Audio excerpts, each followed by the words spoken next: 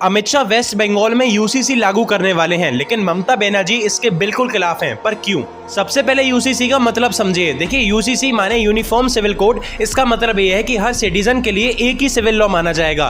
Religion के basis पर अलग अलग रूल्स को नहीं माना जाएगा। मुस्लिम पर्सनल लॉ बोलता है कि आप 3-4 शादी कर सकते हो, लेकिन हिंदू लॉ बोलता है कि आपको सिर्फ एक ही शादी करनी है।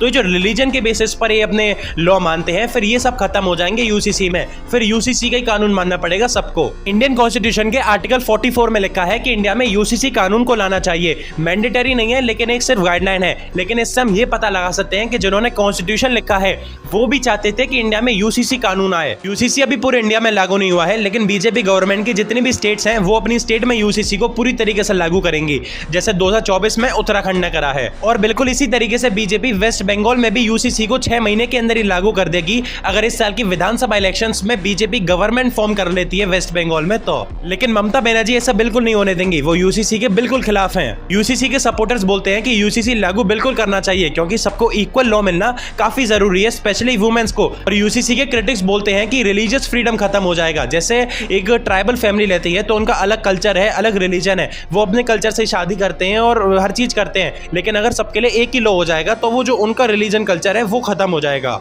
अब इसमें आप क्या कहते हैं?